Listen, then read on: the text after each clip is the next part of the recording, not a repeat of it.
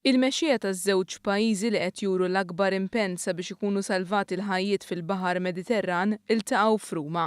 Il-Prim Ministri ta' Malta u l-Italja ddiskutew il-ħtieġa li l-kriminali li qed jorganizzaw il-vjaġġi klandestini fil-Mediterran ipattu għal ilhom.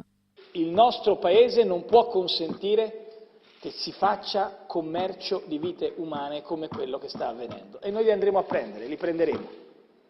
Questo chiediamo alla comunità internazionale.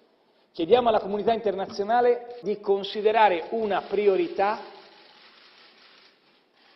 il fatto di poter assicurare questi criminali alla giustizia internazionale. Che questo non è una questione di dilettanti che stanno provando a fare una cosa spedendo un barcone o due. Questo è un racket criminale internazionale di proporzioni quasi mai visto.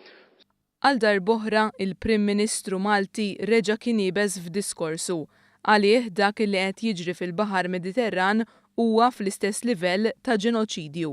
C'è una realizzazione nuova che se l'Europa non fa gruppo, se non fa squadra su questa cosa, la storia la giudicherà in un modo molto cattivo, in un modo in cui la stessa storia ha giudicato l'Europa quando ha deciso di chiudere gli occhi a delle storie di genocidi, storie bruttissime, non tanto tempo fa, per dire la verità. Iż-żewġ mexxejja ħeġġew lill-Unjoni Ewropea biex tassigura li tittieħed azzjoni kontra l-kriminali li qegħdin jorganizzaw il-vjaġġi tal-mewt. Il-kriminali li għal flus qegħdin joqtlu mijiet ta' persuni jew aħjar l-iskjavi ta' żmienna. La discussione possa dimostrare che non è soltanto un problema di Malta, che non è soltanto un problema dell'Italia, ma se un paese, un continente ha un'idea di dignità dell'uomo non può accettare che dei propri fratelli e delle proprie sorelle siano rinchiusi in delle navi, venduti in qualche misura a dei commercianti di uomini e costretti a una morte atroce.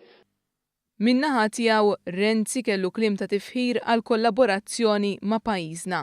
Għalih Malta qed tilab sem importanti. Joseph Muscat, Primo Ministro di Malta, caro amico, ma in questa veste leader di un paese che sta dando un contributo molto importante.